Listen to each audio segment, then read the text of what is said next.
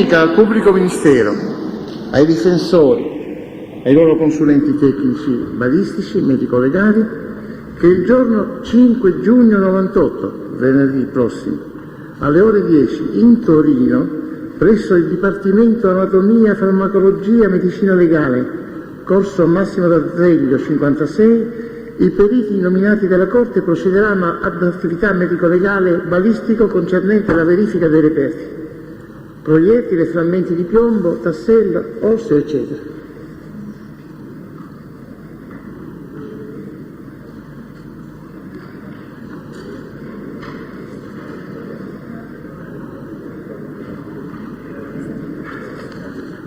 Pubblico Ministero, abbiamo dei testimoni? Sì, Presidente, l'ordine l'ho già comunicato all'ufficiale giudiziario. Vabbè, cominciamo allora a sentire. Sì. Sul mio tavolo. Gatto stamattina non ha spiegato. Manco io.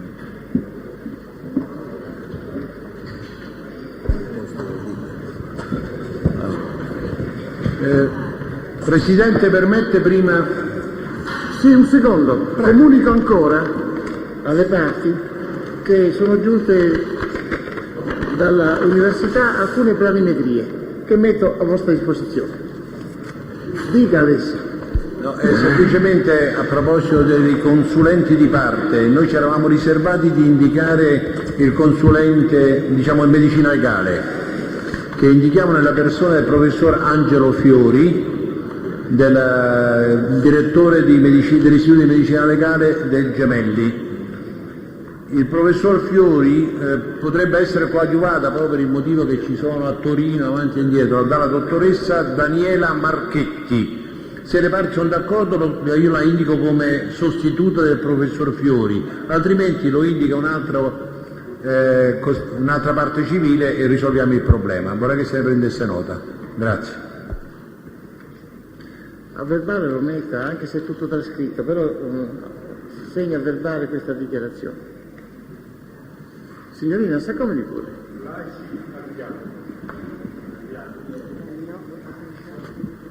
Sì. Sergio.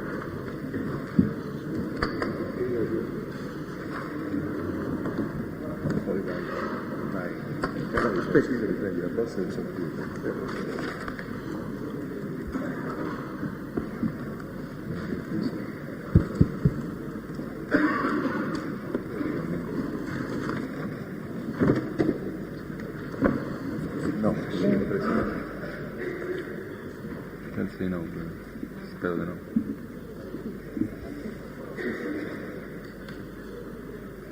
Ah, ma devo dire.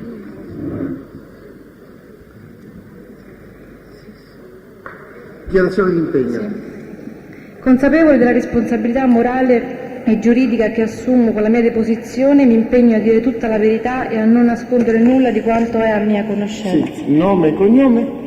Laici Arianna. Nata a Roma? 5 gennaio 1976. Sì. E la sua attività? Studentessa? Sì. Studentessa in che cosa? Giurisprudenza. Anno? Terzo. Pubblico Ministero. La ringrazio. Senta, lei ha frequentato le lezioni di filosofia del diritto e i relativi seminari? Sì. Ecco, da chi erano tenuti? Ricorda? Sì, seminari? Seminari e lezioni. Le lezioni del professor Carcaterra, seminari da Giovanni Scattone, Salvatore Ferraro e Incorbati. Professor Incorbati.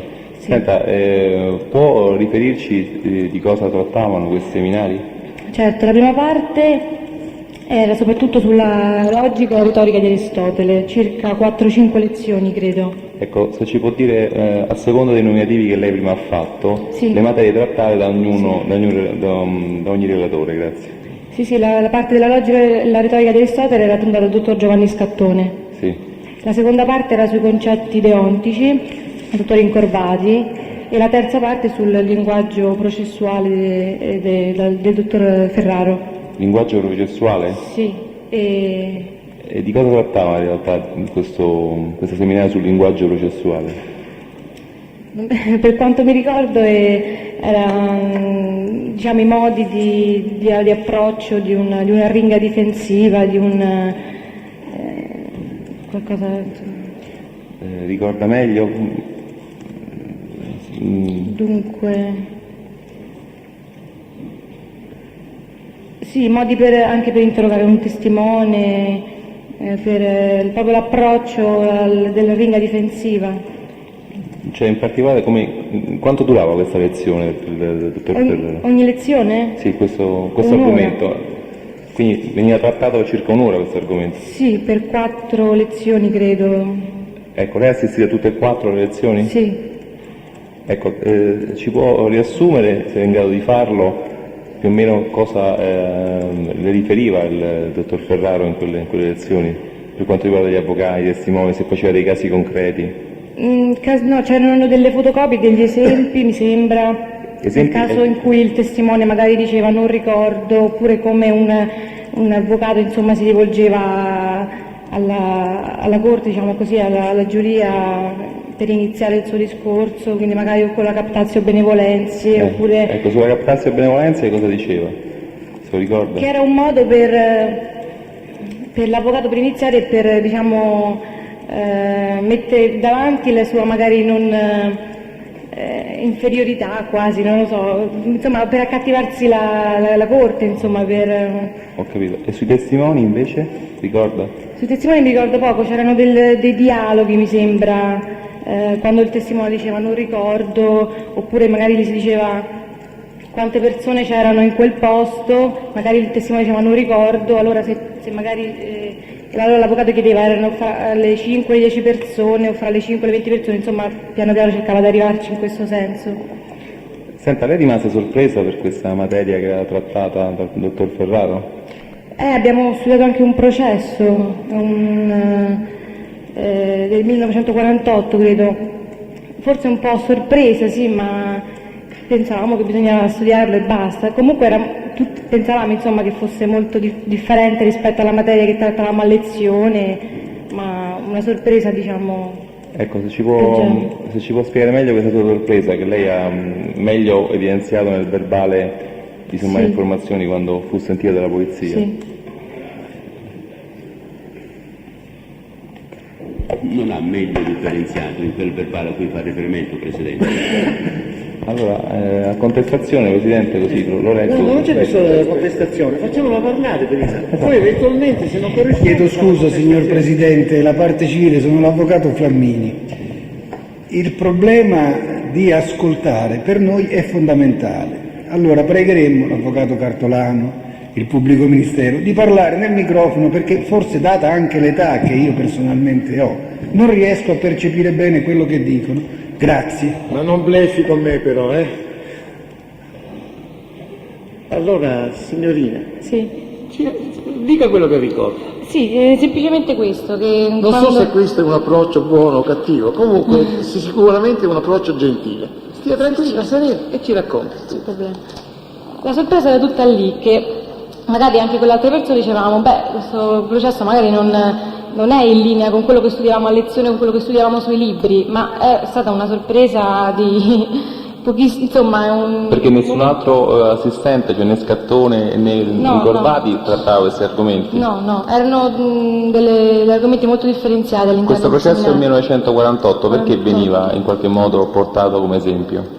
Diciamo, io penso che lo scopo era quello di descrivere un tipo di arringa difensiva. Che cosa trattava questo processo del 1948? Era in difesa di un presunto, insomma, c'era stato un omicidio. Ed era stato condannato l'imputato allora? Mi sembra di no, non mi ricordo bene. Dai suoi appunti sembrerebbe di sì, dai suoi appunti. Allora sì, evidentemente non mi ricordo bene io. Ma si sa il nome di questo imputato? Si sapeva? Sì, era scritto nelle fotocopie che avevamo avuto, sì. Si ricorda il nome di questo imputato? O di questo reo, a seconda che sia stato assolto o condannato? No. Processo fatto a Roma? Non mi ricordo. L'ho studiato 2 anni fa. Ci fu un intervento di qualche grande avvocato? Si ricorda il nome di questo grande avvocato? L'avvocato me lo ricordo, si chiamava Bellavista se non mi sbaglio. Ah. L'avvocato me lo ricordo, si chiamava Bellavista se non mi sbaglio. Ah, vabbè, professor Bellavista, certo. Non mi ricordo gli altri nomi. No. Allora continui lei, pubblico ministero, non mi vorrei stancare. No, prego. Quindi ricorda se in qualche modo fu commentato questo processo nella sua risoluzione definitiva, cioè l'imputato fu condannato e ci furono dei commenti relativamente a questo processo, cioè si disse se per caso l'imputato era stato condannato anche se non vi erano prove a suo carico o solo indizi? Nelle lezioni del seminario non mi sembra che, non mi ricordo, abbiamo parlato molto poco di questo processo, erano le ultime lezioni, avevamo fatto non lo so, avevamo parlato di come si sviluppava questa ringa difensiva, il momento dell'inizio, ma dei commenti non me li ricordo proprio, non credo. Va bene, io non ho altre domande al momento, Presidente. La parte civile? Nessuna domanda? La difesa Ferraro. Siracusano per Ferraro. Signorina, ma per caso queste esercitazioni venivano effettuate nell'ambito di un tema specifico, per esempio sulla retorica, come teoria dell'argomentazione? No, l'ho detto, la prima parte era sulla retorica di Aristotele, ma erano 3 parti molto differenziate del seminario. Sì, ma si trattava di 3 argomenti connessi alle lezioni di logica che venivano tenute dal professore Carcatella. La seconda parte, sì, quella del dottor Incorvati, era molto legata alle lezioni. Sì. Era proprio una parte del libro. Signora, lei ricorda se il dottore Ferraro distribuì delle fotocopie? Sì, sì. Ecco, distribuì fotocopie anche di queste esercitazioni, in relazione a queste esercitazioni? Sì. Sì. E Scusi, fotocopie di che cosa? Ecco, in relazione a queste esercitazioni sto dicendo, su quali argomenti vertevano su quali puntavano queste fotocopie? C'erano le fotocopie su questo processo, c'erano delle fotocopie di un codice di stile. Ma non era la parte no, quelle c'erano state date dal dottor Incorvati, se mi ricordo bene. C'erano delle fotocopie su non lo so, dei modi di dire, dei panalessi, la metafora, insomma, cose del genere. Ecco, ma lei ricorda se nell'ambito di queste esercitazioni si parlava dell'esordio, dell'argomento, dell'epilogo? Ecco, vorrei che lei specificasse questi 3 punti. Si parlava dell'esordio, dell'argomento e dell'epilogo. Mi ricordo pochissimo, però erano questi... Anche questi argomenti erano stati trattati, sì, prima del processo, nelle lezioni precedenti. Ecco, perciò il processo era connesso a questi 3 specifici punti, esordio, argomento, epilogo. Non glielo saprei dire, però penso, insomma, la parte del seminario era quell'argomento. Ecco, signora, lei non ricorda come si concluse quel processo, perché io ho qui, se la Corte lo ritiene, io ho qua la fotocopia è un estratto dall'eloquenza. Il processo si svolge Corte d'Assise di Roma, prima sezione, 7 giugno 49, in difesa di Libero Salici, il delitto di via Domenico Cirillo. È la ringa di Gerolamo Bellavista, Presidente. Sì. Io perché faccio questa domanda? Perché proprio questi 3 aspetti del problema, l'esordio, l'argomento e l'epilogo, si possono individuare perfettamente dalla tecnica dell'argomentazione di Bellavista. Per quanto riguarda questo documento possiamo acquisirlo tranquillamente? Sì, Presidente, la pubblica accusa si riservava di chiedere l'acquisizione degli appunti della Allora, aspetti un momento, poi alla fine. Allora acquistiamo intanto questo documento che è un estratto dalla rivista L'Eloquenza. Sì, Presidente, credo che sia l'eloquenza, perché la tematica dell'eloquenza, io avevo queste riviste e perciò... Comunque è un processo svoltosi alla prima sezione della 7 giugno 49. Sì, ma lei mi ricorda, ecco, come si concluse questa... No, non lo ricordo poco. Presidente, perché si concluse col proscioglimento, anzi... Ecco, con la soluzione? Sì, anzi, qui nel commentare nel commentare questo proscioglimento, dice: la Corte, tra gli applausi del pubblico, mandava assolto Libero Salici per insufficienza di prove. Interposto ricorso da parte del Salici, la Suprema Corte di Cassazione cassava senza rinvio la sentenza assolvendo con formula piena. Comunque, se lei ritiene, io... E se Sì, la Corte ha acquisito questo documento. Nessuna altra domanda, grazie. La difesa Scattone, nessuna domanda. No, per esempio, scusa. La parte civile, No, mi sembra, Presidente, nessuna chiedo domanda? scusa. Vuole fare una domanda? Sì. Signorina, chiedo scusa, lei ricorda quanti seminari l'anno accademico in cui lei ha frequentato si sono svolti per filosofia del diritto? Dunque, io ho frequentato dalla fine di gennaio ai primi di maggio. Può dirci, quando lei ha scelto di frequentare quel seminario, lei ha fatto una scelta, c'erano altri seminari su altre Sì, argomentazioni? c'erano altre alternative. Può dirci, se le ricorda quali erano i titoli degli altri seminari? No, non me lo ricordo. E il titolo del seminario a cui lei ha partecipato, la denominazione, se lo ricorda? Mi sembra che è teoria della giustizia, credo. Sì. Teoria generale della giustizia. Non mi ricordo bene. Ecco, io le suggerisco, nel senso che le dico, se lei ricorda se il seminario era intitolato Teoria della giustizia, l'argomentazione giuridica tra logica e retorica? Questo nome tutto insieme non me lo ricordo, no. Ma ci sono le dispense per caso? No, Presidente. Queste fotocopie che il dottor Ferraro dava a voi che partecipate al corso erano fotocopie di libri? Sì, penso di sì. Ecco, a questo punto domandiamo, ma lei è in possesso di queste fotocopie? Sì. Ce l'ha qui? Sì, penso di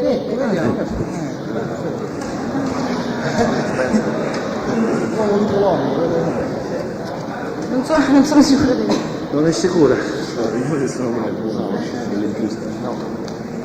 Con calma, con calma.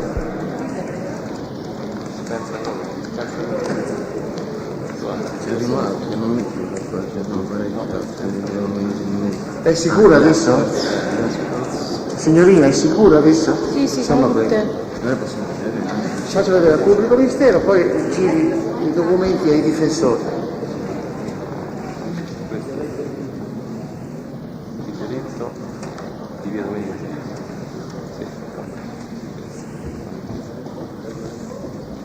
No, procediamo a parte civile, facciamo, seguiamo questo. No, non questo, no. L'altro ufficiale giudiziario dove sta? La sinistra, l'avvocato si faccia dare all'avvocato Siracusano i documenti che ha in mano e le consegni grazie lo vuoi guardare? No, siccome si è impegnato a trascrivere.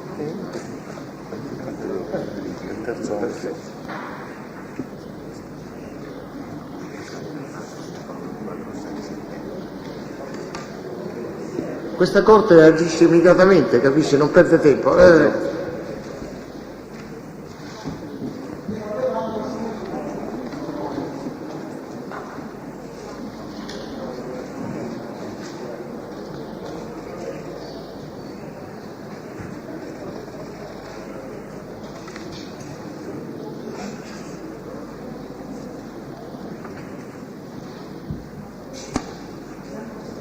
Ha sostenuto l'esame di procedura penale? No.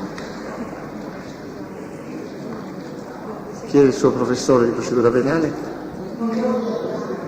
No, io voglio chiedere per mettere in crisi i professori qui presenti. Chi è? Non so perché ancora non ho frequentato le ancora non lo lezioni, so. allora per questo Va bene, ma con il suo cognome in che gruppo ricade? per questo non me lo ricordo perché Nei miei tempi c'era l'atto Rasi. Allora signori, acquisiamo questa documentazione? Sì, Presidente. Sulla Corte di tutte le parti viene acquisita la documentazione prodotta dalla teste Laici Arianna. Presidente, se nel contempo può acquisire anche gli appunti della Laici Arianna. Aspetti, adesso parli lei perché noi non sappiamo nulla in proposito. Ci dica che cosa sono questi documenti. Durante le lezioni la teste Laici Arianna prendeva degli appunti relativamente proprio a questi seminari. Sono a grafia proprio della teste È laici. l'originale? In originale. Facciamo vedere questo documento alla testa. Furono consegnati e fotocopiati e restituiti in originale, fu restituito alla testa che doveva studiarci ovviamente. È scritta a mano o a macchina? A mano. A mano? È sua la scrittura? Sì. Ma c'è qualcosa di rilevante in quei documenti? In particolar modo riporta quello che oggi ha detto la testa. Sì. Signori, possiamo acquisire anche questa documentazione? Grazie, E così provvede la Corte. Presidente, chiedo scusa. Possiamo andare via? No, Presidente, chiedo scusa. Volevo ancora... Lei ha partecipato a qualche lezione tenuta dal dottor Incorvati? Sì. E Al seminario? Sì, del seminario. Questa lezione era collegata alla materia di filosofia del diritto, per l'argomento trattato da... Sì. Concetti deontici fondamentali. Non ci può dire che cosa trattavano questi concetti deontici fondamentali? Divieto, libertà, permesso, facoltà, come studiamo sul libro, era molto legato a quello che era scritto sul libro. Situazioni soggettive. C'era anche un argomento dedicato alla retorica del legislatore? Nelle lezioni di Incorvati? Sì. Non me la ricordo.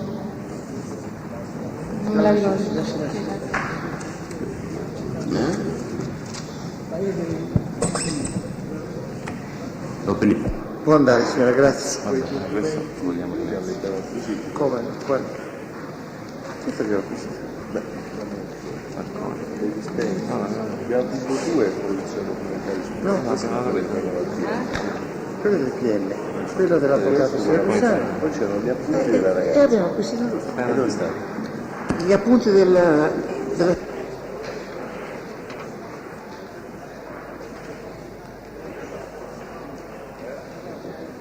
La Corte ha acquisito anche gli appunti redatti dalla Teste. Esatto. Sì, sull'accordo delle parti. Per favore, abbia l'accortezza di segnare documentazione prodotta dalla difesa Scattone, Ferraro, documentazione prodotta dal pubblico ministero, documentazione prodotta dalla Testa. L'altro testimone? Marconi Stefania.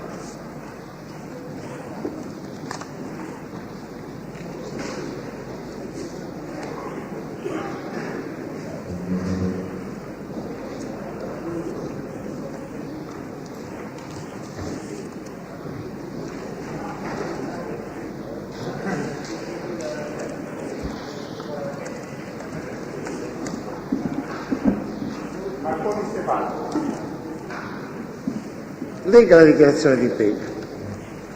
Consapevole della responsabilità morale e giuridica che assumo con la mia deposizione, mi impegno a dire tutta la verità e a non nascondere nulla di quanto è a mia conoscenza. Sì, come si chiama? Marconi È Stefania. nata a Roma? Sì. Quando? 5676. È studentessa? Sì. In che cosa? Giurisprudenza. Anno? Che anno sono? Terzo. Terzo. È in regola con gli esami? È in regola con Non gli esami? proprio. Non proprio, ma comunque le sostiene? Sì. Le prove? Certo, sì. Qualche esame manca, ma comunque siamo lì. Insomma. Sì. Pubblico ministero. La ringrazio. Senta, lei ha sostenuto l'esame di filosofia del diritto? Sì. Ecco, può dirci con chi l'ha sostenuto? Col professor Carcaterra. L'ha fatto direttamente dal professor Carcaterra o ha fatto una sorta Sono di... stata interrogata prima da Ferraro e poi dal professore. Quante domande sono state fatte dal dottor Ferraro? 2 mi sembra o 3? 2 mi pare. 2 domande. E come mai poi è passato dal professore? Perché si passava comunque dal Si professore. passava comunque Sì. dal professore? O si voleva un voto migliore? Si passava comunque? Lei che Sì, voto ha cioè, avuto? tutti quanti passavano dal professore, tutti i frequentanti passavano obbligatoriamente dal professore. E prima però da Ferraro? Sì, E che voto ha preso poi? 30. 30. Ha confermato il professore il voto proposto No, dall'assistente? l'ha alzato di 2 punti. Ah? Mi ha alzato il voto di 2 punti. Ok.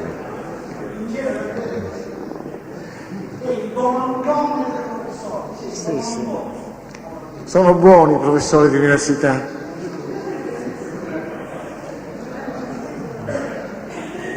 Senta, ha frequentato anche i seminari? Sì,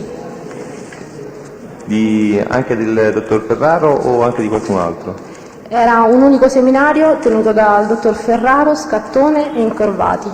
Ecco, ci può delineare gli argomenti che trattavano i 3 ricercatori? Sì. Allora, quello di Scattone parlava di Aristotele, del sillogismo aristotelico. Quello di Incorvati era su permessi, divieti, cioè nell'ambito del codice c'erano degli articoli. Codice civile o penale? Civile.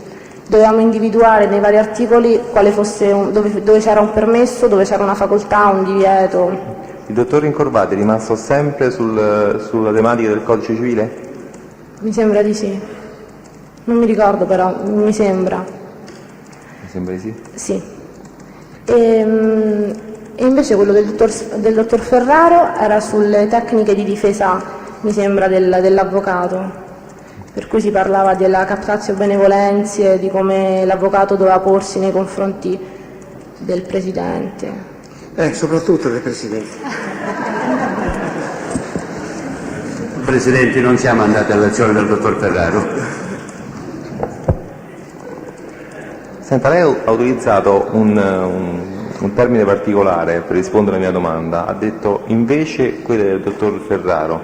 Perché ha usato questo termine invece?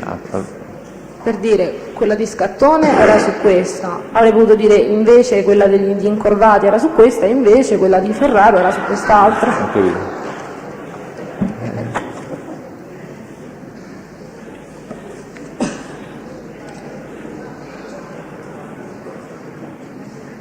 Non rimase sorpresa dalla tematica affrontata dal dottor Ferraro?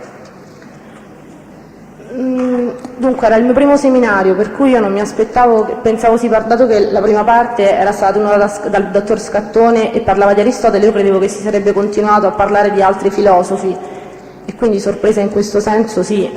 Allora guardi, a contestazione, anche per spiegare la mia domanda sull'invece, il termine invece lei l'ha utilizzato anche quando è stato sentito in questura e sotto un significato ben diverso da quello che oggi ci vuol far intendere. Lei dice infatti non ricordo altri particolari dell'argomento trattato dal dottor Ferraro, però ricordo bene invece che all'inizio del seminario feci per me una considerazione proprio sull'argomento trattato dal docente. Infatti, pur ritenendolo molto interessante, la materia trattata, mi sorprese il fatto che in un seminario di filosofia del diritto si parlasse di difesa processuale.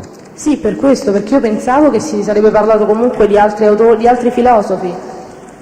Invece si è parlato di un caso concreto. No, lei dice cosa ben diversa qui e usa infatti il termine invece. Lei parla di un seminario di filosofia che mi sorprese il fatto che in un seminario di filosofia, ha parlato di seminario di filosofia, si parlasse di difesa processuale, non parla di autori o di altre persone diverse, sta dicendo una cosa diversa, signorina.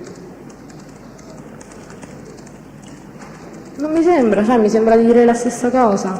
A me no. Ma la sorpresa fu soltanto per l'argomento trattato o per il contenuto dell'argomento, per un particolare contenuto dell'argomento? Per l'argomento trattato. Io non ho altre domande, Presidente. Difesa Ferraro. Poi lei fece gli esami e questa sorta di preesame, le prime domande furono formulate dal dottor Ferraro, pare che lei dica. Ora, il dottor Ferraro nelle domande dell'esame si riportò a queste esercitazioni? Sì, mi sembra di sì. Perciò voglio dire, se le lezioni furono sulla difesa processuale, anche l'esame ha avuto per oggetto qualche questione relativa alla... Cioè, lei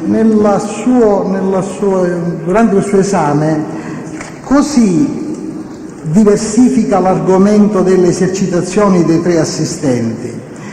Il dottor Incorvati ha affrontato il tema del codice civile e della suddivisione delle norme in esso contenute.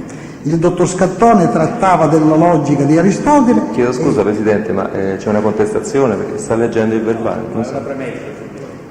Signorina, vorrei sapere se il dottor Ferraro trattò della retorica. Sì. Ecco, questo volevo sapere. Nient'altro, grazie. Signorina, chiedo scusa, lei ricorda il titolo di questo seminario? No.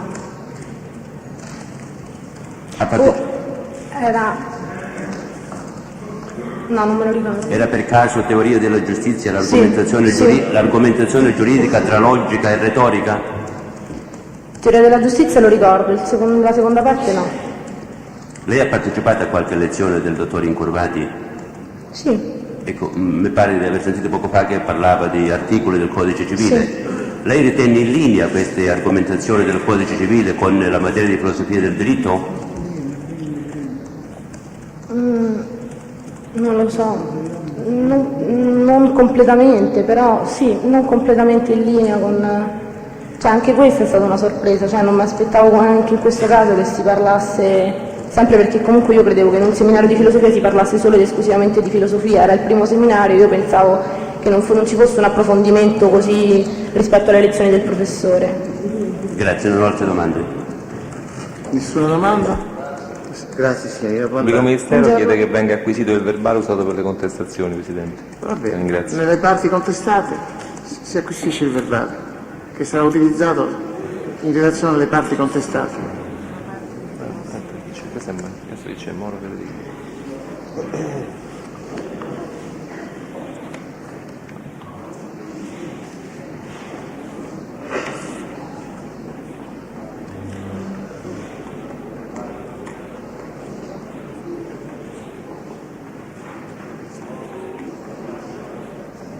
Mercoledì non potremo avere uno sciopero completo anche del detenuti.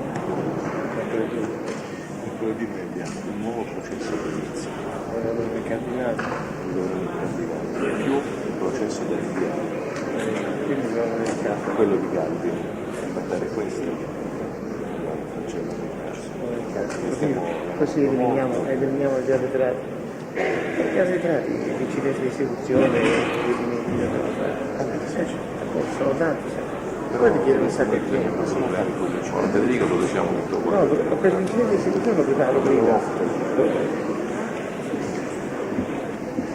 L'8 alle 10. Io uno Legga la Ecco. dichiarazione di impegno. Consapevole della responsabilità morale e giuridica che assumo con la mia deposizione, mi impegno a dire tutta la verità e non nascondere nulla di quanto è a mia conoscenza. Come si chiama? Moro Federico. Nato? A Roma? Quando? 19/08/76. Studenti in legge? In legge. Facoltà? Che anno? Anno terzo. Grazie Presidente. Senta, lei ha sostenuto l'esame di filosofia del diritto? Sì. Come l'ha sostenuto? Ha parlato prima con l'assistente o direttamente col professore? Prima con il dottor Scattone e poi con il professor Carcaterra. Che voto ha avuto? 29. 29. È stato alzato o abbassato il voto del professor Carcaterra? Alzato, ma diciamo che il dottor Scattone mi mise 27, il professore 28, poi io gli chiesi un'ulteriore domanda e diciamo, per grazia mi mise 29. Poi i professori mi spiegheranno a parte che differenza passa tra 29 e 30, perché me lo sono sempre domandato nel corso della mia attività di studente universitario. Ha seguito anche dei seminari lei all'interno della preparazione di questo corso? Sì. Da chi erano sostenuti questi seminari? Dottor Scattone, dottor Ferraro e dottor Incorvati. Ecco, ci può dire praticamente le differenze tra le materie trattate da ognuno di questi ricercatori? Il dottor Incorvati trattava più che altro un'analisi del codice, soprattutto un paragone tra il codice del 1865 e quello del 42. Sta parlando del codice Del civile? codice civile. Mentre... Trattò materie penali il dottor Incorvati? Mi pare di no. No, vorrei non ricordarmi. E il dottor Scattone, soprattutto la retorica, il sillogismo, la retorica di Aristotele, la logica, e quindi questi argomenti filosofici. E il dottor Ferraro era diviso in due parti. La prima sempre riguardante argomenti di filosofia e la seconda sul processo, le parti del processo. Penale o civile? Penale. Penale. E fece degli esempi? Ma alla fine del seminario diede dei casi da sviluppare, delle difese, per vedere se avevamo capito come era l'iter formativo del processo. però insomma era una cosa molto, cioè, come primo Ce la esame. può spiegare un attimino meglio? Cioè, questi esempi di cosa trattavano? Casi concreti, casi astratti? Casi concreti, ma casi, per esempio io feci una relazione sulla prostituzione, ma era veramente una cosa da principiante di primo anno, primo esame, nessuna conoscenza giuridica. No, io dico questo, ci fu lei a contestazione, io le ricordo quanto lei ha dichiarato nel verbale delle sue dichiarazioni della polizia giudiziaria. A tal fine il predetto dottore, cioè Ferraro, parlava ad esempio dell'esordio durante un processo da parte di un difensore, la narrazione dei fatti, l'argomentazione e l'epilogo. Si ricorda di questo? Sì. Ecco, poi lei dice alla fine per esercitazione nostra il dottor Ferraro ci assegnò una tesina. Sì. Che Io lo feci sulla prostituzione, come le ho già detto. Lei dice qui da svolgere che doveva avvertere sulla difesa processuale di una categoria di persone, tipo prostitute, avari e ladri. Sì. Appunto. È questa? Sì. Avari? Sì. Paperone.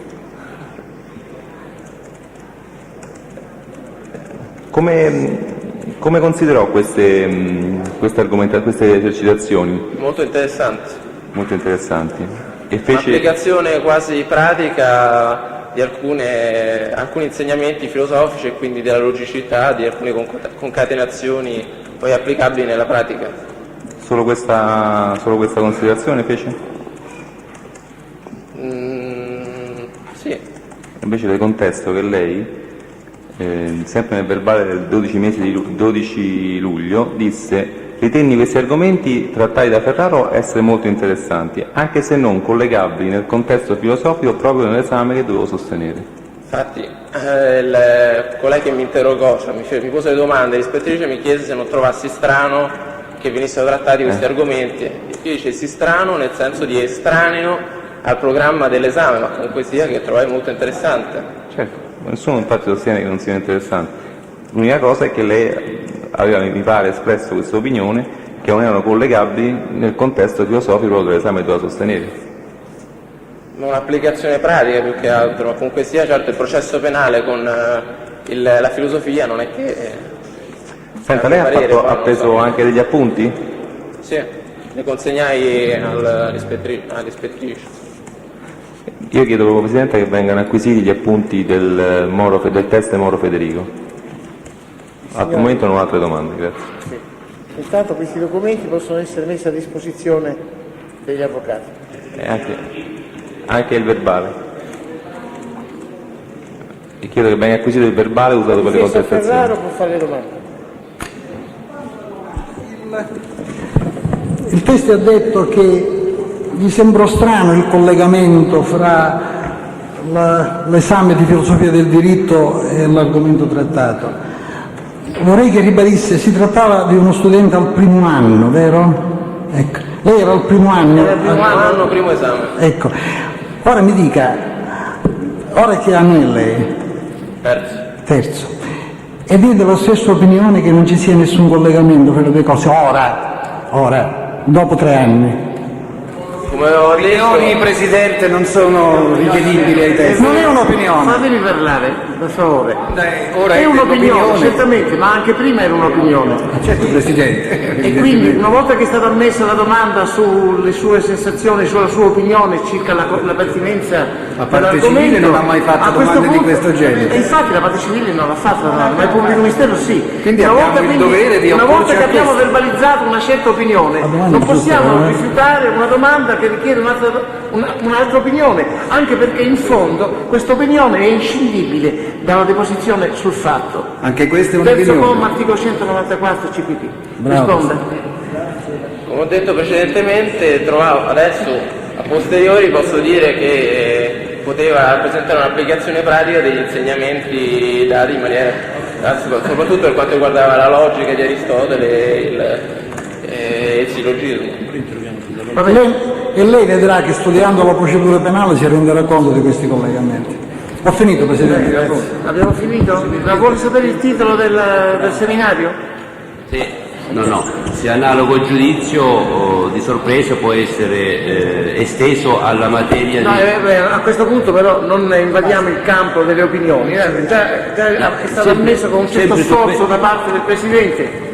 No, Presidente, sempre nell'ambito delle risposte già date, se ha ritenuto collegabili alla filosofia del diritto, agli argomenti generali trattati, anche le argomentazioni del Codice Civile. Cioè, anche quelli potevano un'esercitazione, un'applicazione sempre di quelli che erano insegnamenti prettamente teorici e filosofici. Si trattò più che altro di un'analisi del... Va bene, d'accordo, abbiamo capito. Nessun'altra domanda? Può andare, grazie. A lei.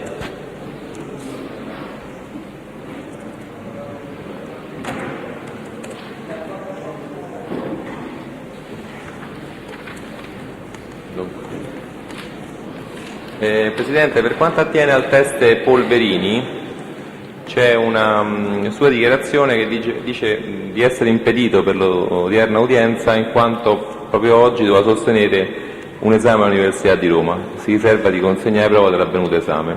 La consegna alla Corte? Sì. Ci sono altri testimoni per oggi? Sì.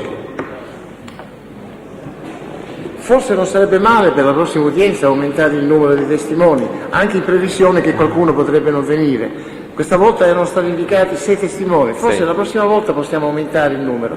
Va bene, Presidente. Moretti Antonio.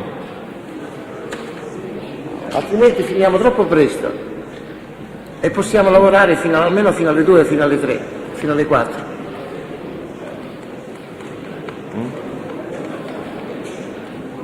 Denuncio io o denuncio? Polverini, no, Polverini ci dice. No, non c'è bisogno, si accomodi pure. No, pensavo che volesse tirare i documenti di identificazione, soltanto gli occhiali.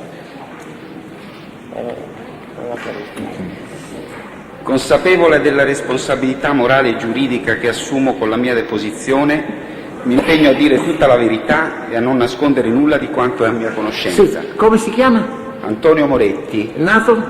Cassano Ionio, provincia di Cosenza. Sì. E lei il marito della signora? Sì. Orsai Giuliana. Professione? Lei? Pubblicitario. Pubblicitario. Pubblico ministero, le domande. Senta, lei è appunto marito della signora Orsai.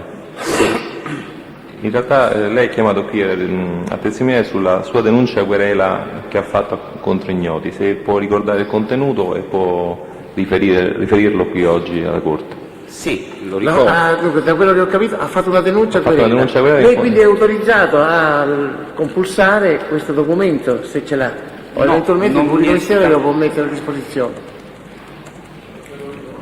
Se non se lo ricorda, abbiamo sì, allora ci racconti il contenuto di questa denuncia querela, se non ricorda chiederà al pubblico ministero un momento di vedere questo documento e di leggerlo. No, ricordo la denuncia, anche perché sono cose che non si dimenticano.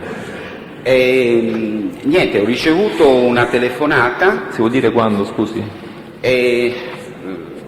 Dunque, il giorno non lo ricordo, ma era il 20 agosto? Lo stesso giorno in cui è stato pubblicato da un giornale il nome e il cognome di mia moglie, che fino a quel momento non era stato pubblicato. È successo di sera verso le 23:30, mia moglie stava andando a letto e io ricevo questa telefonata, siccome stavo alla scrivania ho risposto subito e il contenuto è stata questa: cercavano della signora Giuliana e quanto gli hanno dato per dire quello che ha detto, io dicevo chi è e non avevo risposta a questo fatto. E dice: voi avete dei figli, ci tenete ai vostri figli, poi fa il nome della mia terzogenita, che è quella più grande delle figlie femmine, e dice: noi la conosciamo molto bene, stia attenta la signora a quello che dice, arrivederci. Senta, l'utenza a cui ha ricevuto questa telefonata era intestata a chi? Era intestata a mio figlio Carlo, che non fa parte del mio nucleo familiare. Ho capito. Ci può spiegare come mai questo fatto, cioè come mai quest'utenza era intestata a suo figlio? Ma perché prima stava con me, poi è andato via e il telefono è rimasto. Non è un telefono cellulare, questo è un telefono normale? No, è un telefono normale, un telefono in rete, penso si chiami così. Senta, questo telefono è un vostro recapito, quindi patente telefonico. Era stato lasciato come reperibilità da sua moglie, da qualcuno? Immagino che per esempio all'università dove lei è iscritto, nel momento in cui ha presentato iscrizione, dati eccetera, abbia dato anche quel numero di telefono per la reperibilità. È quello il numero di telefono che voi lasciate per il recapito? Prego? È quello il numero di telefono che voi lasciate per essere recapitati? Era quello, adesso è cambiato. Adesso è cambiato, sì, chiaro, sì, sappiamo. era quello. Quindi è stato lasciato anche, che lei sappia, da sua moglie all'università per un eventuale recapito? Senz'altro, penso di sì, cioè lo ha fatto mia moglie, però penso di sì, senz'altro. Ne avete parlato mai per caso? Del fatto che abbia lasciato questo numero di telefono? Sì. Lei è sicura di averlo lasciato all'università? Le spiego perché lei a contestazione nella sua denuncia querela dice la telefonata è arrivata il giorno in cui è caduta la riserva anche del nome di battesimo di mia moglie e che l'unico posto dove quel recapito telefonico è associato alla sua identità per motivi di reperibilità sono la segreteria della facoltà di statistica, corso di laurea, e del diploma di statistica.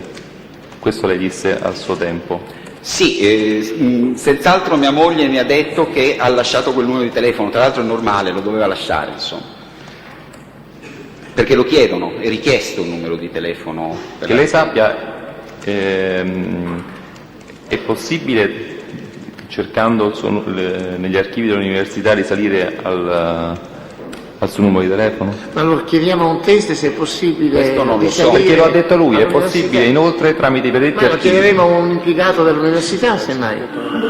È una dichiarazione che ha fatto il test, ecco perché io gliel'ho richiesta, perché nella sua denuncia querela... Perché ha reso quella dichiarazione lei? Se mi può rileggere la dichiarazione che ho fatto. È possibile inoltre, tramite i predetti archivi, risalire allo stato di famiglia degli iscritti e quindi anche di mia moglie. È possibile, infatti, perché negli archivi dell'università ci sta tutto lo stato di famiglia, perché nel momento in cui mia moglie si è iscritta ha indicato i nomi di tutti i figli e del nucleo familiare, quindi è possibile che negli archivi ci sia. Come no? Senta, negli archivi, nelle comunicazioni che avete fatto agli archivi, avete messo tutti i nomi dei vostri familiari o c'è stata una successiva nascita nel frattempo? No, non c'è stata una successiva nascita. Ok. Io al momento, Presidente, non avrei altre domande. Avvocato, la difesa Ferraro. Perché difesa? Nessuna domanda? La parte civile? Grazie Presidente. Avvocato Petrucci, volevo sapere, a lei sua moglie aveva raccontato precedentemente la vicenda che l'aveva coinvolta? Quando gli ha raccontato sua moglie di questa storia per la prima volta? Presidente, chiedo scusa, e anche al collega, v'è opposizione. Non mi pare che il test sia un test della parte civile. Il capitolo di prova sul test indotto dal pubblico ministero è in riferimento all'episodio sul quale ha risposto. Sì, ma lega tutto. A un certo punto si parla anche delle dichiarazioni rese dalla moglie. Lega tutto. Per far sì che la moglie non rilasciasse dichiarazioni relativamente ai suoi incontri con Scatone e Ferraro. E però a questo punto, Presidente, io, siccome nell'atto di denuncia, che è il presupposto di queste circostanze, il test non ne parla, è pertinente al contenuto del fatto su cui il test deve deporre, in quanto non può deporre compiutamente se non parla anche del contenuto delle dichiarazioni rese dalla moglie. Grazie. Risponde. A questo punto avrei bisogno che mi ripetesse la domanda, scusi. Dunque, lei ha ricevuto in questa data 21 agosto una telefonata di minacce. Certo. Sua moglie era apparsa sui giornali come testimone di una nota vicenda giudiziaria e le ho chiesto quando è che sua moglie le ha raccontato per la prima volta quando sua moglie le ha raccontato questa vicenda che l'aveva coinvolta. Diciamo la necessità di dover fare la testimonianza è emersa quando ha riconosciuto nei due imputati le persone che lei aveva incontrato all'università. quindi in quel momento. E cosa le aveva raccontato di aver visto all'università sua moglie? Ma mi ha raccontato soltanto che, tra l'altro faccio una premessa, mia moglie non era in casa con me in quel periodo perché assisteva il padre malato, per cui mi ha telefonato e ha detto che prima se non sbaglio l'aveva vista in un telegiornale e poi la sera con un'altra telefonata, che aveva riconosciuto le persone che erano imputate come le persone che ha visto quel giorno all'università. Precedentemente c'era stato un fatto, cioè un incontro avvenuto il 13 giugno, lo ricordo perché è il giorno del mio onomastico, che praticamente ha incontrato, adesso non so bene il luogo, una persona che l'ha guardata insistentemente e che lei aveva visto precedentemente il 9 maggio, però voglio dire, io non ho dato, lei si è spaventata perché mi ha telefonato, io sono andato a prenderla all'università per l'insistenza con cui la guardava, però insomma ho detto va bene, ha fatto, poi eventualmente andiamo a vedere e se la rintracciamo questa persona gli chiediamo che vuole, cioè in questo senso. Poi non è stato possibile farlo il lunedì successivo perché si è ammalato il padre ed è dovuta correre ad assisterlo. Ho capito. Sente, questa telefonata, questa persona che parlava al telefono il 21 di agosto, aveva una particolare, il 20 di agosto, aveva una particolare inflessione dialettale? No, guardi, la voce era fresca, quindi immagino giovane. Di uomo o di donna? Era una voce maschile. Era una voce maschile, fresca, giovane, parlava perfettamente l'italiano, non aveva cadenze, diciamo, romane, cioè voglio dire, però non aveva particolari flessioni dialettali, cioè non sono riuscito a percepirle. Tenete anche presente l'emozione comunque nel momento in cui la ricevevo. Ecco, quello che posso dire con certezza, parlava perfettamente l'italiano ed era molto ferma, cioè era una voce decisa e questo mi ha preoccupato, insomma. Con l'arrivederci finale, insomma, cioè, voglio dire, ha chiuso con un arrivederci. Ha precisato il test il giorno della telefonata? Il 20 agosto mi pare che avesse. L'ho precisato dicendo che è lo stesso giorno in cui è stato pubblicato il nome di mia moglie, per intero. La giornata non la ricordo. Comunque si desume anche dalla denuncia che ha fatto il 21 ed era la sera prima. Quindi. Il giorno dopo sono andato a fare la denuncia. La ringrazio. Posso, Presidente? La difesa Scartone. Posso fare l'avvocato Andreozzi, parte civile? In precedenza, prima di questa telefonata, a casa sua, a lei o a sua moglie o a qualcun altro della sua famiglia, erano arrivate altre telefonate di minacce varie? Assolutamente. È stata questa Assolutamente la prima? no. Assolutamente no. È stata perciò questa la prima telefonata di tono minaccioso? Sì. Successivamente a questa ne ha avute altre? Di tono con lei di tono minaccioso, certo? No. Nessuno della famiglia? No. Avete cambiato numero telefonico rapidamente? Sì. Per quanti giorni dopo? Esattamente no, però dopo questa telefonata minacciosa abbiamo chiesto che ci fosse messo un numero riservato a quel punto. Ho capito. Senta ancora, lei prima ha detto che il giorno, ricordando il 13 giugno per un motivo particolare, è andata anche a prendere sua moglie all'università. Sì, perché mi ha telefonato. Sì. Volevo sapere, è capitato altre volte che lei andasse a prendere all'università sua moglie? Per motivi particolari, non per... Prego. No, per motivi particolari no, perché lei ha frequentato l'università sempre con molta serenità, andava tranquilla.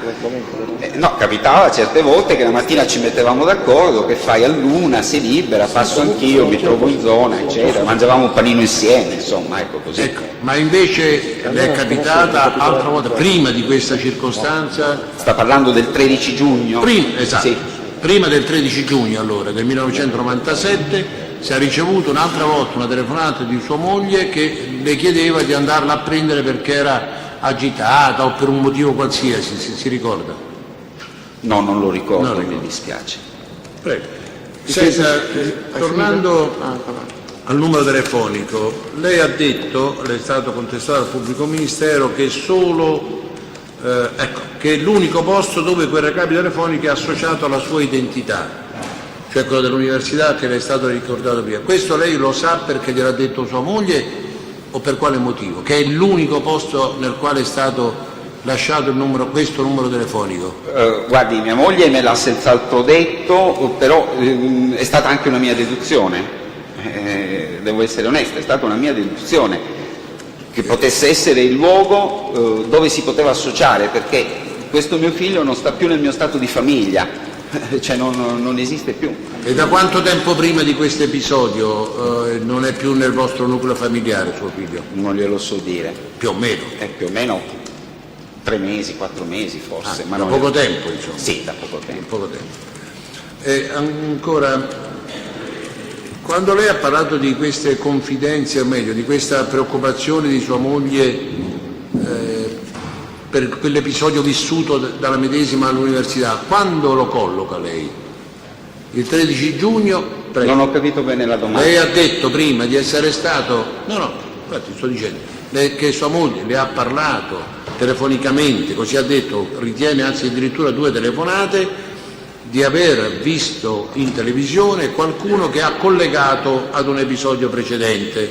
La mia domanda, questa è stata la prima volta nella quale sua moglie le ha parlato di questi 2 giovani che l'avrebbero, come dire, colpita psicologicamente? No, è stata la prima volta che mi ha parlato di questi 2 giovani riconosciuti. Sì. Poi così, premettendo che stavamo comunque ognuno un po' per conto suo, io provvedevo ai ragazzi perché lei non c'era, eccetera, sì. Così anche il giorno stesso, per esempio il 9 maggio, no, che è successo il fatto, mi ha parlato che era successo un incidente all'università, che aveva visto la ragazza, che aveva chiesto qualcosa a qualcuno, non aveva ricevuto risposta, però in maniera molto vaga, insomma, non c'erano impressioni nette ancora. Ecco. Ho capito. Senta, prima che sua moglie si allontanasse per andare ad accudire al padre ammalato, eccetera, avete avuto occasione di tornare sull'argomento dell'omicidio di Marta Russo?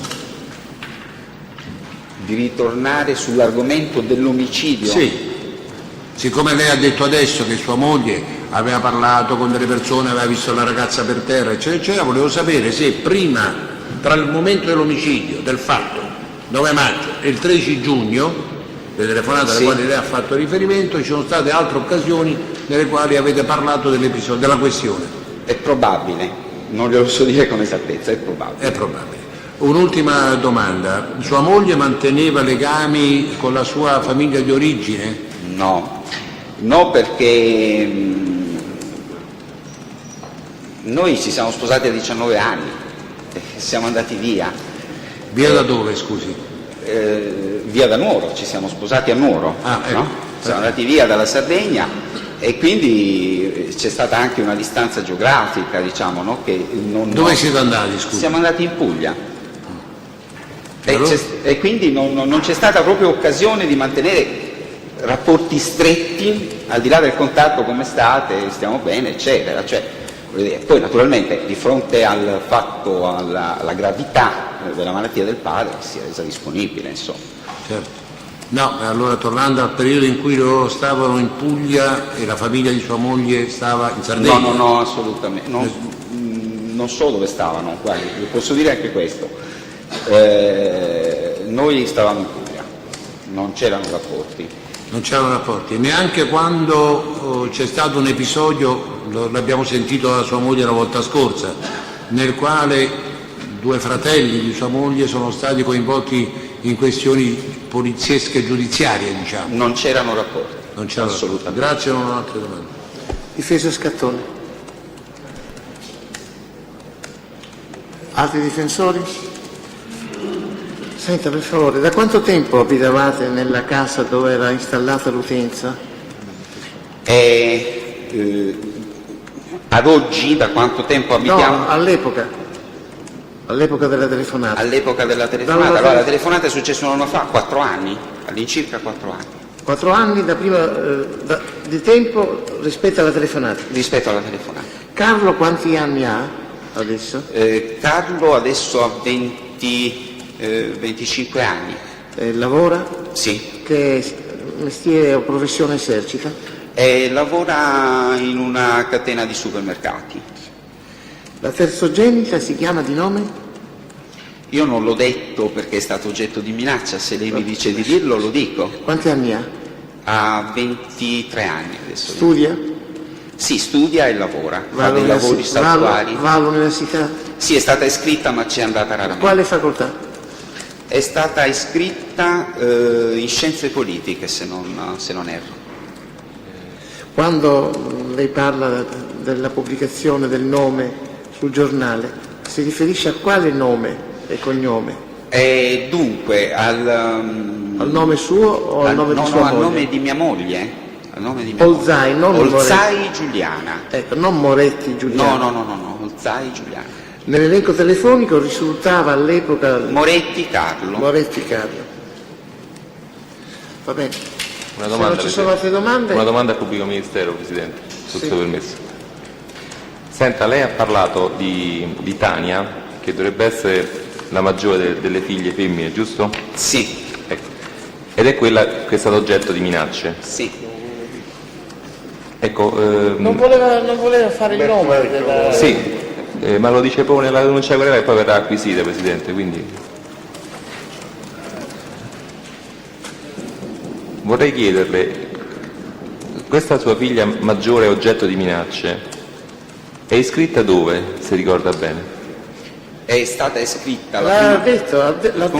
Non è esatto, Presidente, perché a me risulta essere iscritta nella stessa facoltà della moglie. Ma l'anno prima guardi, è stata iscritta in statistica e in scienze politiche. Adesso non so dire perché se lei prima in statistica e poi in scienze politiche o viceversa. Ecco perché ho fatto anche il nome, perché è pubblico dal momento che gli atti sono stati depositati in quanto prima denuncia di querela, Presidente. Allora, Tania, di cui alla telefonata anonima, è la maggiore delle mie figlie femmine di anni 22, iscritte alla facoltà di statistica dell'Università della Sapienza, come del resto mia moglie. Sì, comunque, allora evidentemente l'anno prima è stata iscritta in scienze politiche, perché ha cambiato facoltà. La ringrazio, Presidente, non ho altre domande, chiedo che il verbale di denuncia e querela sporta dal signor Moretti Antonio venga acquisito, essendo stato oggetto di contestazione da parte di questo pubblico ministero. La ringrazio. Possiamo andare via la teste? Sì, può andare, grazie. L'ultimo test della giornata. La prossima volta, per favore, pubblico ministero, aumenti il numero dei testimoni.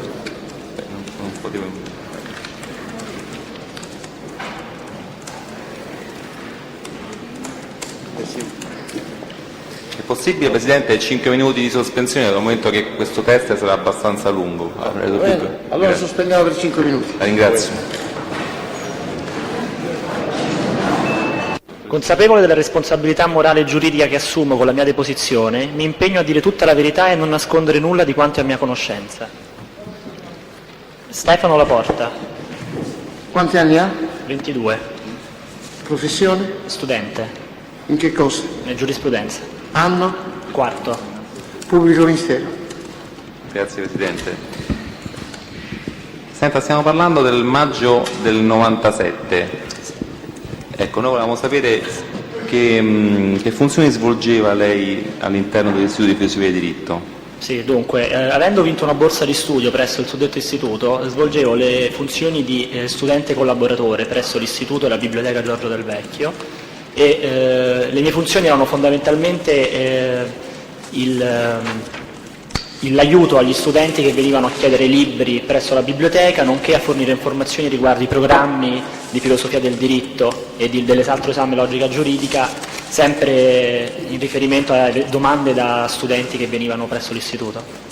Ho capito. Senta, lei è amico con il dottor Ferraro e il dottor Scattone? Sì. Li conosce da lungo tempo? No, li conosco da quando ho iniziato le mie funzioni presso l'istituto. Senta, l'aula 6 sarebbe... Come funziona questa aula 6? È aperta, è chiusa? Avete le chiavi? Allora, dunque, le chiavi dell'aula 6 sono o nella sala cataloghi, sala dove appunto io svolgo le mie funzioni insieme ad altra gente. Ecco, ci può dire chi sono le altre persone con cui lei svolge? Le altre persone in generale sono i due dipendenti dell'istituto. E cioè? Sono Paolo Panattoni e Francesco Liparota. Conosce anche lei Francesco Liparota come anche lui è un suo amico? Come Ferraro Scattone Sì, o di meno? Dipende cosa le intende con amico. Per No, amico. lei mi ha parlato di Sì, amicizia con Ferraro Scattone. Sì. Io dico il rapporto che la lega a Liparota è di intensità minore o superiore? No, a quello... pressoché uguale. Pressoché uguale. Ecco, senta, quindi le sue mansioni nella sala cataloghi che lei le svolge insieme a Liparota e a Panattoni. Sì, e dipende perché durante la mattina io avevo dei turni sia il pomeriggio che la mattina. La mattina eravamo in 2 ragazzi a fare questo turno. Cioè? Cioè, vuole sapere quella mattina chi era con me? Beh, Benedetta Faedi.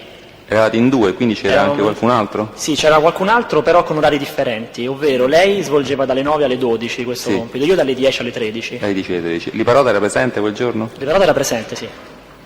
Sa dire a che ora l'ha visto? L'ho visto quando sono arrivato alle 10. Per la prima volta, le intende, immagino. Sì.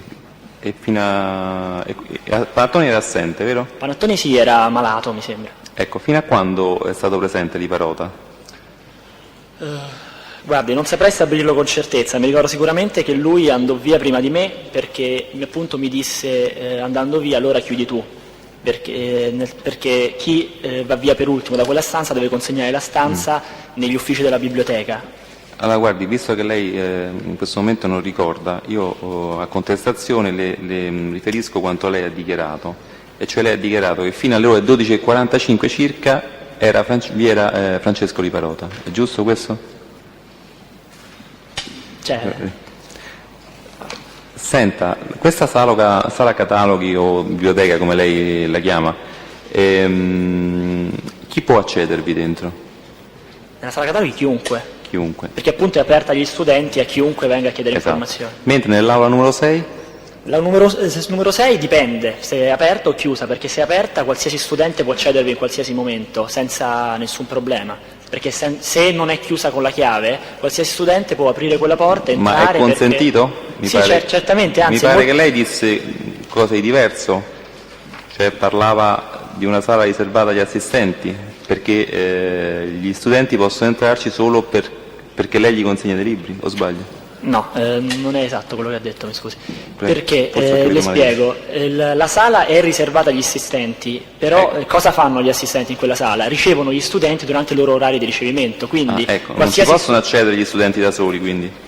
Vi possono accedere se la porta è aperta, non sarebbe consentito, però lei sa. Non sarebbe consentito? No. È chiaro che se una porta è aperta io... Esatto, io quello stavo appunto ma dicendo. però per regolamento è una sala riservata agli assistenti? Sì. E voi potete entrarci con le chiavi per consegnare dei libri, è così? Sì, perché in quella sala sono parte dei libri della biblioteca. Ho capito. Senta, quel giorno ha visto l'imputato Scattone? Sì. A che ora l'ha visto, ricorda? Non ricordo esattamente l'orario, però lo collocherei tra le 12:15 e le 12:30 all'incirca, però come appunto come dissi all'incirca un anno fa non posso chiarirlo con esattezza. Lei ha detto nel primo verbale che le ha reso il 21 maggio, per venerdì 9 maggio il bibliotecario era il signor Angelo, che ho visto per la prima volta. Alle ore 12 circa la porta dell'ufficio era chiusa, perché ricordo...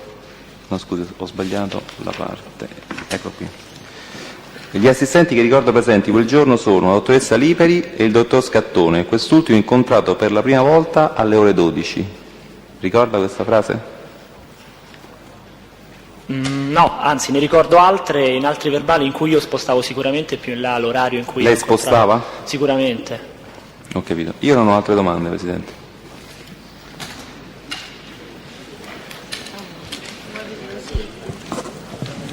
Senta, come si accede all'Istituto di Filosofia del Diritto, partendo dall'ingresso principale di giurisprudenza? Sì, dunque, una volta arrivati nell'atrio della facoltà bisogna tenersi verso la parte sinistra, ci sono 2 corridoi che partono dall'atrio, diciamo, uno che però viene subito interrotto da una curva a sinistra, dalla quale poi si accede ad altre aule della facoltà. Per l'istituto di filosofia del diritto, appena girato a sinistra, bisogna subito girare a destra dove si trova il corridoio dell'istituto.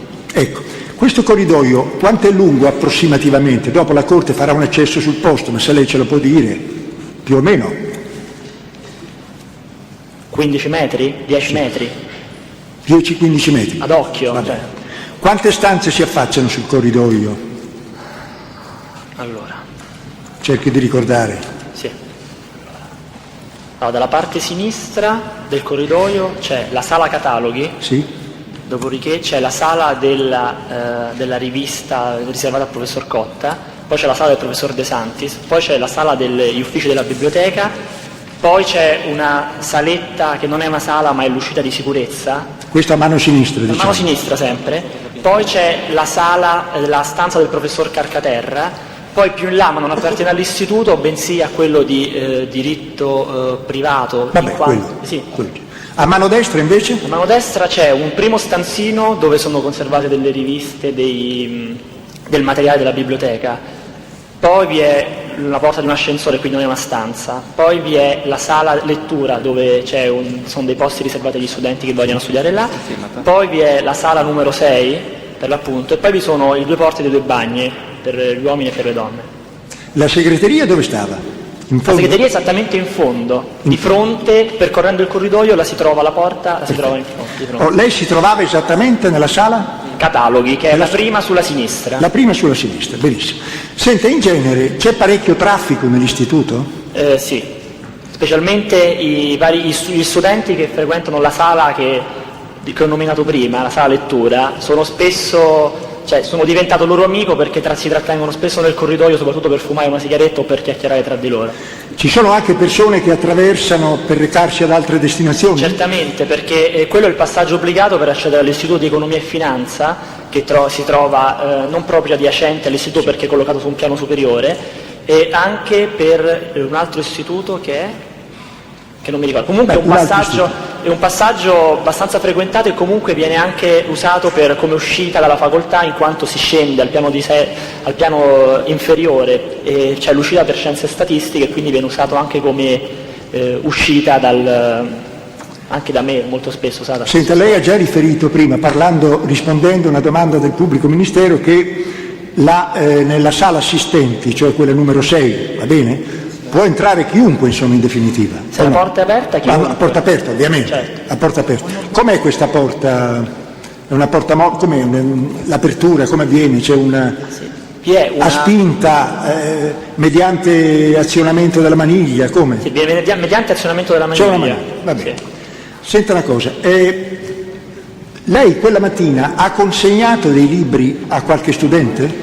Sì, lo ricordo perché da una verifica fatta su una sorta di ricevuta che noi conserviamo in istituto erano stati consegnati 3 o 4 libri. Comunque lei ricorda, se le è possibile, i nominativi degli studenti ai quali lei ebbe a consegnare questi libri? Uno sicuramente perché è una ragazza che ho conosciuto, è Irene Castiglia, che è una delle... Irene Castiglia? Sì, che è una ragazza, allora a suo tempo una laureanda, adesso una laureata, e lei venne, me la ricordo perché venne alla fine del mio turno in biblioteca perché era in ritardo nel riconsegnare questo libro. Ricorda altri nominativi? No? No. Se mi è consentito, Presidente, posso suggerire, perché lo sappiamo dalla lettura degli atti, Paola Lodolini, per caso? Vuole ripetere il cognome? Paola Lodolini. Se per avventura ricorda di aver consegnato libri a Paola Lodolini. No, questo lo dico perché ci abbiamo in atti le schede che il teste ha conservato prima. Sì, e quindi Paola Lodolini, e l'altro sarebbe Cristiana Iannetti. Lei comunque ha fatto delle schede per queste persone alle quali lei consegnava i libri? Sì, se non io comunque la mia collega. Comunque queste schede le ho prese io con le mie mani da un cassetto apposito nell'istituto. Lei ricorda se questi libri furono prelevati dalla sala assistenti o da altro sito? Sì, lo ricordo perché appunto fu la prima cosa che venne verificata quando andai nell'istituto, e questi libri non furono presi nella sala numero 6. Sono stati? No, in altri luoghi. In altro sito, non sa quale? No, non lo ricordo. L'ora delle consegne di questi testi, più o meno, lei lo ricorda grosso modo, sempre in quell'arco di tempo da lei descritto, diciamo? Sì, certamente. probabilmente non è in condizioni di specificare, questo è ben comprensibile. Senta, oltre a queste ragazze di cui ho fatto i nomi, insomma lei ha fatto il nome della Castiglia, io ho aggiunto la Lodolini e la Iannetti, chi ha visto quella mattina lei? Dunque, oltre le persone che ho già nominato al pubblico, A parte naturalmente Liparota che stava lì. Senta, ci faccia una cortesia, guardi noi e parli dentro il microfono, così capiamo tutti meglio. Grazie. Se magari si può spostare un po' verso l'angolo così vediamo. Ci dia le spalle, ma non si preoccupa, ci dia le spalle. No, ci dia le spalle, sì, basta che. dunque, Non è una partita a scacchi, non c'è nessun Paggio Fernando, risponda alla Corte. sì. Dunque, altre persone da me viste quella mattina furono la signora Letto e appunto un mio collega Giuseppe Gerace e poi tutte le persone che ha nominato il signor Pubblico Ministero precedentemente. Senta, lei ha avvertito un qualche rumore singolare quella mattina? No, assolutamente no. Nulla che potesse essere riconducibile a uno scoppio, a un qualche cosa di anormale, diciamo? Niente del genere? No, assolutamente. Senta, quando ha saputo lei che era accaduto qualcosa a una ragazza poi identificata per la povera Marta Russo? Dunque, l'ho saputo allorché sono uscito dal mio luogo di lavoro e mi sono recato verso l'uscita della facoltà e ho visto una serie di poliziotti. Che ora? Alle 13:05, il tempo di uscire alle 13 e di raggiungere questo posto, l'uscita verso le 13:05, e là c'erano appunto una grande fila di studenti come me che erano fermi perché i poliziotti controllavano i documenti, prendevano gli estremi dei documenti di tutte le persone che uscivano e quindi si era formato un grande afflusso di persone e allora ho saputo che era stata sparata una ragazza. Senta, lei ha detto che quella mattina lei ha visto il Liparota. È in condizioni di descriverci, per quello che lei ricorda, i movimenti di Liparota in quella mattina? No, non sono in condizione perché lui, come me e la mia collega, nello svolgimento del nostro lavoro è molto frequente che si muova dalla sala cataloghi. Quindi c'era un movimento. Liparota, ecco, le facciamo una domanda più specifica forse. Liparota, per quello che lei può ricavare dalla sua esperienza, era uso muoversi all'interno dell'istituto o era fisso nella sala cataloghi? No, era solito muoversi all'interno dell'istituto. Senta, lei conosce la dottoressa Maria Chiara Lipari? Sì, di viso, diciamo, non personalmente. La vedeva spesso? No. Quindi non aveva una confidenza con No, lei? assolutamente, di nessun Perfetto. tipo. Conosce la segretaria Gabriella Alletto? Sì, la conosco un po' meglio di quanto la conoscessi la dottoressa Lipari. Nelle occasioni in cui lei la mattina si recava, o il pomeriggio, adesso non so, si recava presso l'istituto, aveva occasione di incontrarla? Avevo occasione sì, perché una delle macchine fotocopiatrici dell'istituto è appunto sita dentro la segreteria, quindi avevo tante occasioni per incontrarla, soprattutto il venerdì mattina, perché io l'altro turno l'avevo il giovedì pomeriggio e non era solito vederla il giovedì, ma il venerdì mattina quasi sempre. Senta, lei conosce il Giovanni Scattone, qui presente? Sì. Aveva occasione di vederlo spesso? Abbastanza, sì. Abbastanza. Lei ha detto che la mattina del 9 maggio l'ha visto, se mi vuole confermare a che ora l'ha visto, è una domanda già fatta ma le sarei grato se lei ce la può riconfermare. Dunque io ritengo di averlo visto all'incirca tra le 12:15 e le 12:30. Bene. Lei per caso l'ha visto arrivare da qualche parte? Ha avuto occasione? Dove si trovava lei? Quando l'ha visto arrivare, lei si trovava nella sala cataloghi oppure si trovava, non lo so, in qualche altro sito? No, l'ha visto arrivare. Racconti come l'ha visto e dove l'ha visto. Dunque, come ho precedentemente detto ai verbali presso la questione... Che noi lo conosciamo perché deve dirlo a noi. Dobbiamo soltanto io non prendere le cose in dibattimento, in aula. Non sono certo, ma ebbi l'impressione di vederlo arrivare dall'entrata principale della facoltà, perché ebbi l'impressione, ricordo, di una persona appena arrivata all'università e quindi trovai normale vederlo arrivare da quel lato. Quindi, diciamo, trovandomi io dentro la sala cataloghi, ebbi l'impressione di vederlo arrivare dalla mia destra rispetto all'entrata dell'ingresso della sala. Senta, completiamo la risposta. Che ha fatto? È entrato nella... Dunque sì, lui ci descrive il comportamento del dottor Scattone. Dunque sì, è entrato nella sala e dopo brevi saluti convenevoli del genere mi chiese di fare una telefonata E mi ricordo questo particolare perché la stessa mattina, una mattina precedente, era venuta un'altra persona a chiedermi una telefonata, qualificandosi come un dipendente dell'università presso un altro istituto, e io, non essendo autorizzato a fare una cosa del genere, non feci farle una telefonata. Quando arrivò il dottor Scattone, il quale mi chiese il permesso di fare una telefonata, con aria abbastanza intimidita, possiamo dire, io gli risposi: certo, voglio dire, sei qua per fare il tuo lavoro, cioè, perché non dovresti fare una telefonata? E gli raccontai questo episodio avvenuto o la mattina stessa oppure il giorno precedente. Dopodiché il dottor Scattone si intrattenne dopodiché fece la telefonata? Fece la telefonata, sì. Sì, ci racconti? La telefonata io non posso dirle adesso alcun particolare riguardo la telefonata, perché non assistetti alla stessa, in quanto non mi sembrava cortese farlo. Dopodiché... Quanto durò la telefonata? Non glielo saprei dire. Dopodiché io gli posi una domanda, in quanto un mio amico mi aveva chiesto appunto di chiedere o a lui o al dottor Ferraro, in realtà mi aveva chiesto, di porre una domanda relativa all'esame di filosofia del diritto che ci sarebbe stato il giorno 16 maggio.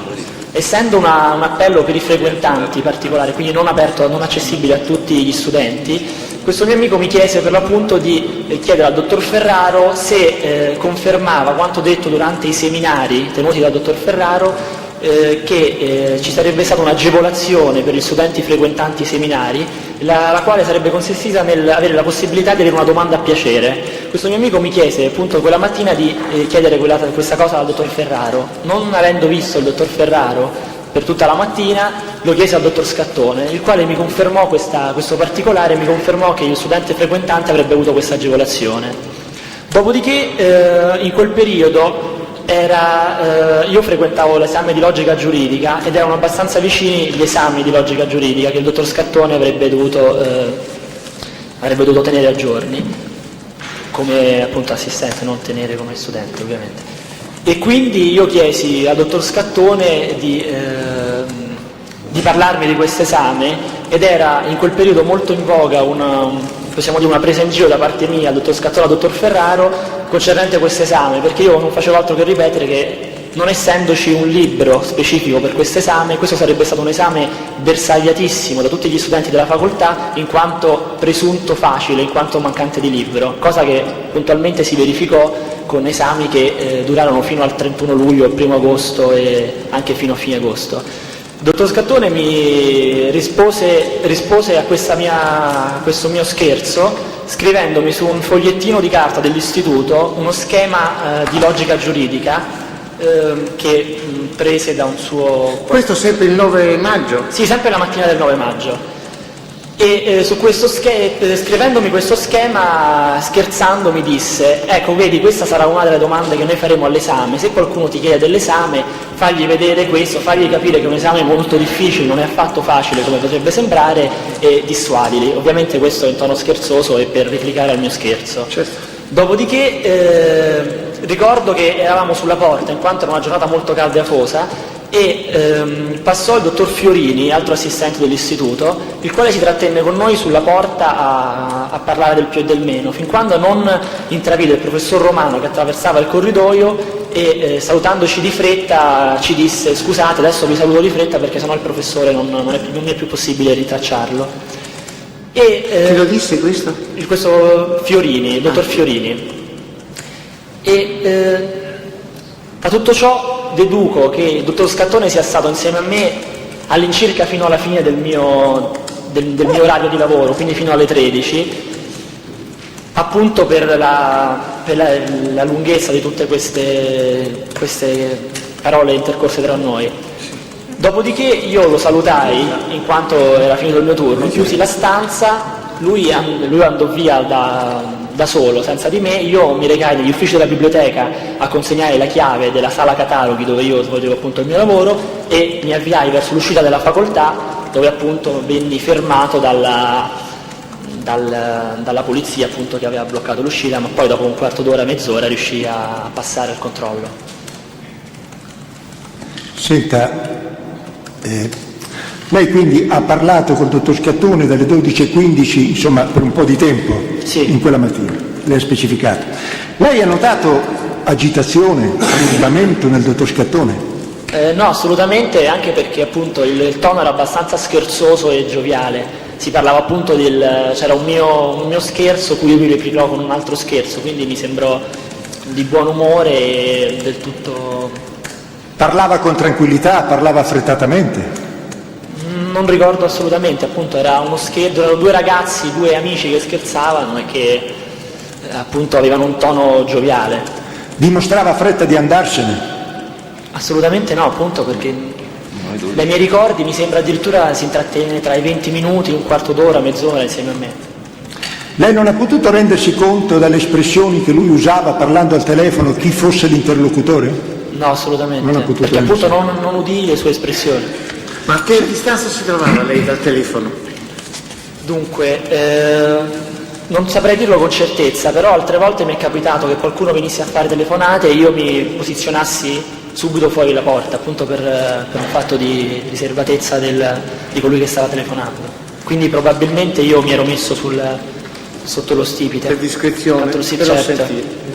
Senta, se è già stato chiesto chiedo scusa, ma lei ricorda che ora approssimativamente il dottor Scattone si è allontanato dall'istituto? Quella mattina sempre del 9 maggio? L'ha detto però l'avvocato. Lo so, chiedevo. Vogliamo far ripetere? No, non è che lo volevo far ripetere. Allora, risponda. Può capitare, Presidente, che talvolta si sfugge la... Mi sembra che lui andò via quasi contemporaneamente a me, o forse immediatamente prima. Comunque lei andò via verso le ore 13? Io alle 13, sì.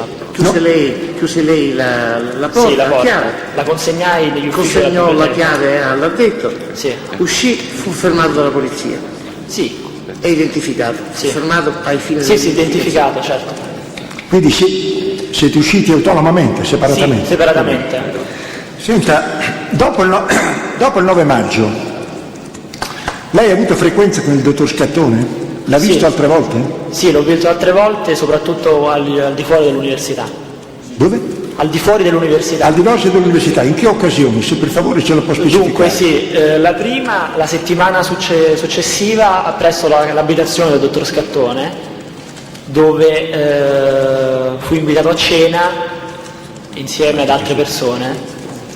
Successivamente, la settimana ancora successiva a questa occasione, andammo con gli altri studenti collaboratori dell'istituto presso una pizzeria per festeggiare la prima rata, diciamo, del nostro compenso per il lavoro svolto presso l'Istituto di Filosofia del Diritto. Andammo a mangiare questa pizza insieme, c'erano anche il dottor Scattone, il dottor Ferraro, il dottor Liparota e altra gente che frequentava l'istituto.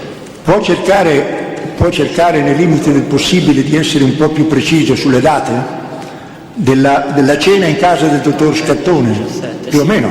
Sì, la cena a casa del dottor Scattone il 17 maggio, perché era il sabato della settimana successiva all'episodio di questo. In quell'occasione del 17 maggio in casa del dottor Scattone chi era presente? Ricorda più o meno? Sì, certamente. Allora, eravamo presenti io insieme alla mia ragazza, poi erano presenti il dottor Scattone, il dottor Ferraro, il dottor Liparota, il cugino del dottor Ferraro, Marianna Marcucci, che era una ragazza presentatami come assidua frequentatrice dell'Istituto di Filosofia del Diritto negli anni passati e quindi come amica del dottor Scattone, del dottor Ferraro e del dottor Liparota. Poi vi erano altri studenti collaboratori come me, che erano Remigia Laganà, Daniela Spagnolo, e poi vi era uno studente dottorando di Pavia di nome Andrea Rossetti, che avevamo conosciuto insieme all'Istituto di Filosofia del Diritto in quanto stava studiando là per preparare il suo dottorato di ricerca. Mi sembra non vi era alcun altro. Senta, e nell'altra occasione? La seconda volta? Chi c'era più o meno? La seconda volta eravamo sempre io e la mia ragazza, sempre il dottor Scattone, il dottor Ferraro, il dottor Liparota, Marianna Marcucci e sempre Remigia Laganà, sempre Daniela Spagnolo, e in più vi erano altri borsisti i cui nomi sono Lara Pasquali, Angelo Petrone, Giuseppe Gerace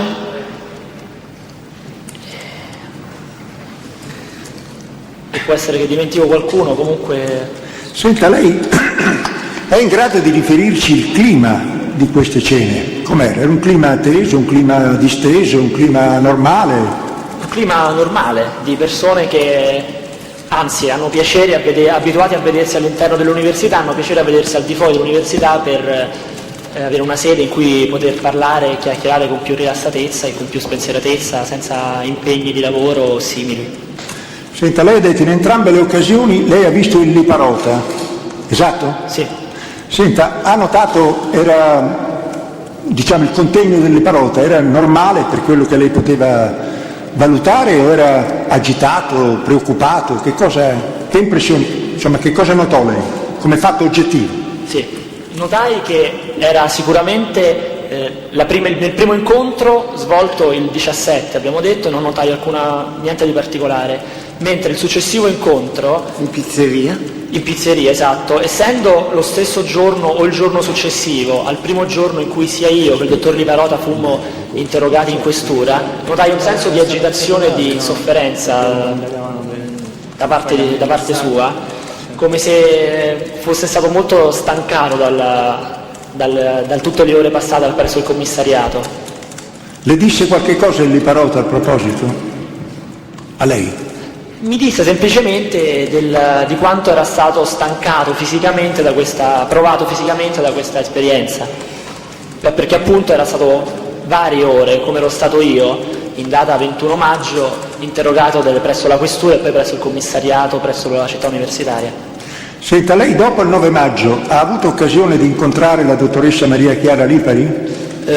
Incontrare personalmente no, la intravidi una volta nel corridoio di filosofia del diritto insieme a suo padre e andar via, passare per il corridoio e uscire verso l'uscita principale dell'università. Quindi non ha avuto occasione di parlare? No, parlarci no, ma non avevamo un rapporto confidenziale tale da... Senta, ha visto la signora Gabriella a letto dopo il 9 maggio lei? Sì, varie volte. Ha avuto occasione di parlare con la stessa? Sì, sì. Può riferire se è in grado di che cosa avete parlato? L'oggetto del colloquio, se è in grado di riferirci? Dunque sì, non ricordo la data, ma un giorno la signora a letto mi si avvicinò e mi chiese cosa ne pensavo appunto del delitto della povera Marta Russo e mi chiese più volte secondo me cosa fosse successo, in quanto lei non si sapeva spiegare assolutamente perché stavano cercando perché le indagini volgessero verso l'istituto di filosofia del diritto e quindi manifestò il suo stupore, la sua meraviglia e chiese a me spiegazioni. Lei può localizzare più o meno temporalmente questo episodio? Direi che è verso i primi di giugno. Va bene, io non c'ho altre domande. Dopo le riunioni a casa a Scattone, dopo la riunione in pizzeria? Sì. La difesa Ferraro. Pardon, pardon.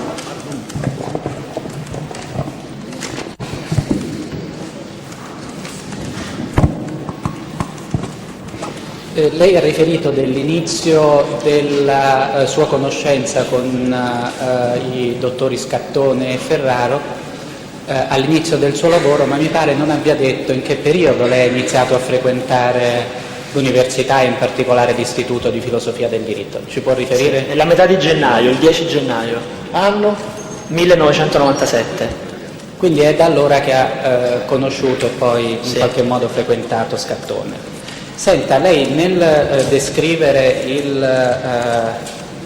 posto di lavoro, ovvero sia questo corridoio nel quale è collocato l'istituto di filosofia del diritto, ha detto anche che vi sono dei bagni. Questi bagni sono a disposizione solo del personale dell'istituto? No, i bagni sono a disposizione di tutti, eccetto alcune, ovviamente posso parlare per il bagno degli uomini, eccetto un paio di porte che sono chiuse a chiave, la chiave è a disposizione soltanto del personale dell'università. Siccome lei prima ha detto che si tratta di un corridoio di transito che unisce, mi pare, diversi istituti e anche diverse facoltà, mi sa dire se questi bagni sono utilizzati anche da studenti, da amministrativi e da persone estranee all'istituto ed estranee alla facoltà? Certamente, anch'io in prima persona li ho utilizzati, non soltanto allorché mi trovavo là per svolgere le mie mansioni. Che lei sappia, ci sono persone che si recano in questi bagni di passaggio e vengono in facoltà al fine esclusivo di usufruire di questi bagni? Mi scusi, non ho capito, persone che entrano Se vi nella sono facoltà... persone che transitano in quel corridoio, che vengono in istituto al solo fine di Ma lui ha detto a questo controllo qui, non credo. Noi gli chiediamo una Presidente, ho supposizione. premesso avvocato. che lei sappia. Che lei sappia. Le risulta questo? Che vengono delle persone appositamente lì in quel bagno? Conosco varie persone... O pensa che sia così? Perché prima ha parlato di un corridoio di transito, quindi chi transita per il corridoio può entrare in bagno. È questo che vuole dire. Certo, io ritengo che pone altre domande. Quando ci sono significa persone, chiedere opinioni e basta. quando ci sono persone che si trovano a svolgere lezioni o esami in aule lontane dall'istituto, le risulta personalmente che si rechino presso la facoltà per usufruire di quei bagni? E se sì, per quale motivo? Io personalmente conosco varie persone che utilizzano soltanto quei bagni in quanto sono i bagni più puliti della facoltà. Chi sono queste persone? Me personalmente... Sì. Non vuole i nomi, sapere i nomi? Sì. Non glieli so dire. Senta, ci sa dire quante persone quella mattina erano presenti all'interno della sala letture? No, assolutamente. Quante? Poche, molte? Non vogliamo sapere il numero, vogliamo solamente sapere se era vuota la stanza o invece c'era La qualcuno. stanza è sempre piena, di norma. Quella mattina non lo ricordo.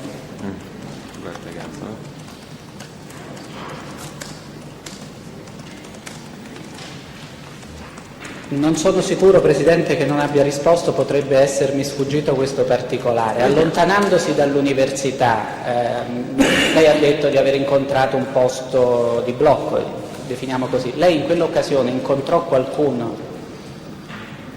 Di mio conoscente, sì. Sì. Ci può dire chi incontrò? Incontrai una mia amica di nome Claudia Pezzi. Claudia? Pezzi. Si ricorda a che ora la incontrò? Alle 13.05, giusto il tempo di arrivare verso l'uscita. Si ricorda di che cosa parlò con questa sua amica?